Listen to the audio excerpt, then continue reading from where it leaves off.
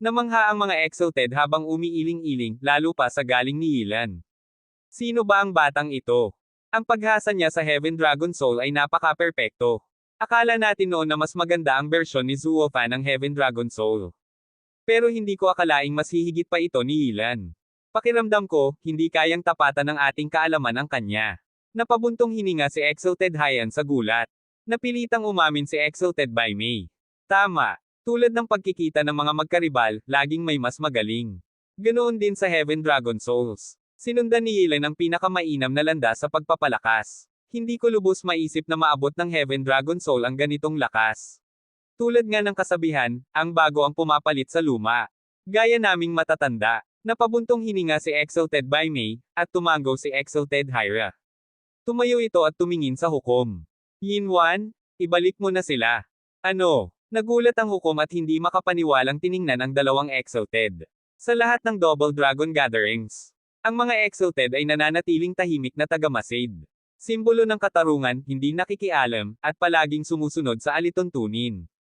Pero ngayon, kahit marami pang natitirang oras, gusto nilang itigil na ang laban at ideklara ang nanalo. Hindi pa ito kailanman nangyari. Napabigla ang hukom. Sabi ni Exalted Haiyan, halata na ang resulta. Gusto mo bang hintayin pang may mamatay sa kanila? Sa wakas, kumilos ang hukom at tumingin sa Little Valley. Takot ng mga Exalted na mawala si Zuofan, kaya sila nakialam. Isang malaking karangalan. Para sa mga pinuno sa itaas, wala lang ang buhay ng isang tao. Napakarami nang namatay sa Double Dragon Gathering na wala nang nakakaalam kung ilan. Pero ngayon lang sila nais magsalba, at kay Zuofan pa. Sigh. Simula ngayon, may paborito na ang mga Exalted. Tunay na karangalan. Napabuntong hininga ang hukom, yumuko sa mga Exalted. Pinatigil ang mga tagabantay, at naglinis ng lalamunan. Handa na sana siyang ideklara ito. Ngunit, isang nakakakilabot na halakhak ang sumingit. Bago pa man makakilos ang hukom o ang mga tagabantay. Ang nakakapanindig balahibong taway parang mula sa demonyo. Na bumubulong sa dilim habang kumakatok sa iyong pintuan. Hehe, ang yabang mo.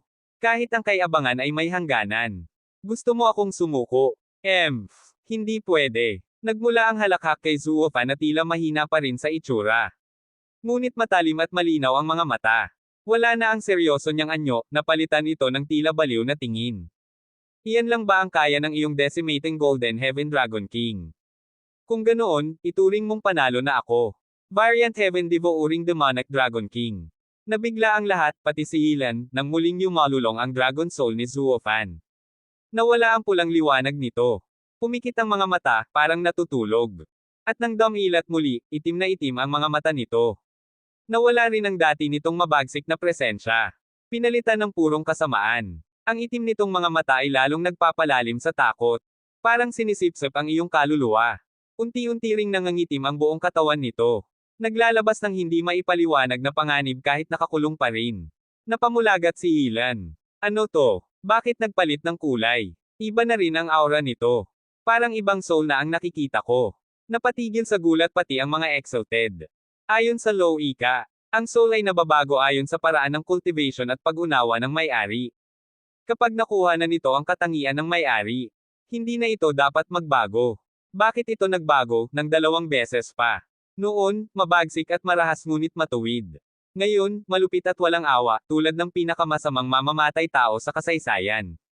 Pati si Den King Shen, na gumabay kay Zuofan, ay natigilan. Ito ba ang sinasabi niyang soul? Variation. Sobrang kakaiba. Kasing freaky niya. Pero teka, anong klase bang cultivation method ito? Parang pinaghalo ang napakaraming aspeto. Lahat ay napatulala, pati ang hukom at ang mga tagabantay. Hindi pinansin ni Zuofan ang mga tanga nilang itsura at ngumiti ng tuso. Panahon na para ako naman ang umatake. Yumalulong ang higanteng itim na dragon. At lahat ay kinilabutan, pati si Yelin. Pumikit ang dragon. Hinampes ng buntot ang apoy ng ginto. At ngayon ito na ang pumulupot sa Golden Dragon. Pagkatapos, mamuka ang malaki nitong bibig.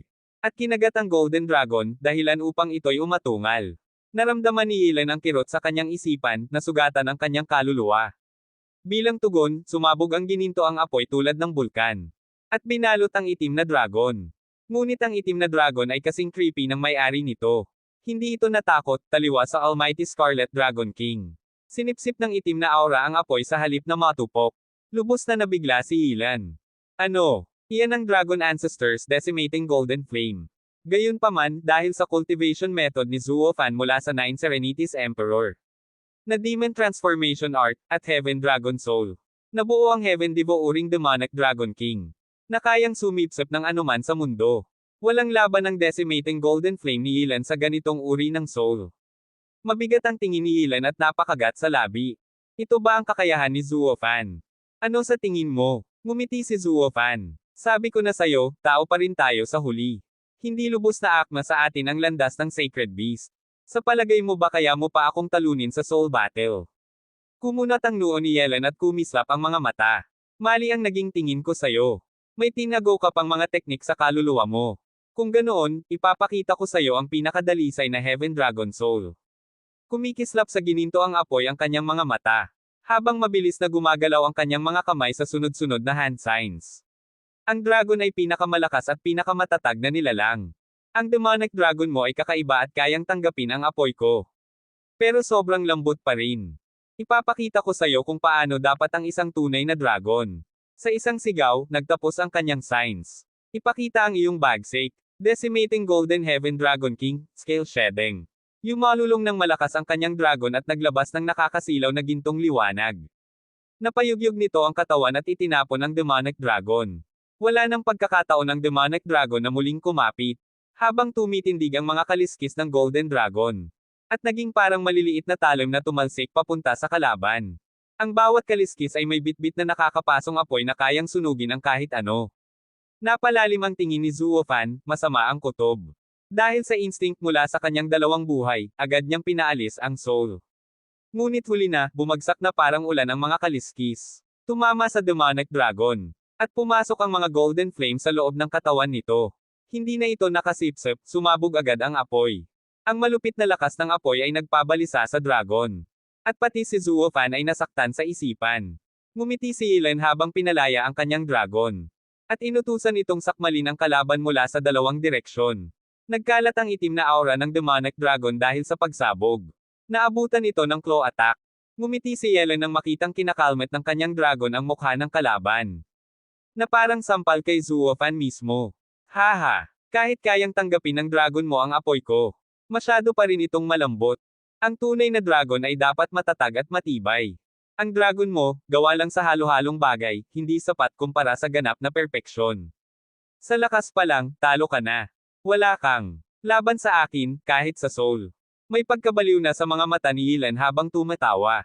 Nakikita ng mga manunood si Zuo-Fan na halos makabawi. Pero sa isang iglap, muling nadurog ang pag-asa niya. Umiling ang mga exalted double dragons. Bagamat nabigla sila sa estratehiya ni Zuo-Fan. Aminado silang mas ganap ang adaptation ng Dragon Soul ni Yilan. Perpekto. May lakas ang Scarlet Dragon at Demonic Dragon ni Zuo-Fan. Pero marami rin itong kahinaan. Madali itong maitulak kung hindi buo ang pagkatatag nito. Parang may naalala ang ilang exalted. Ngunit agad nila itong itinanggi.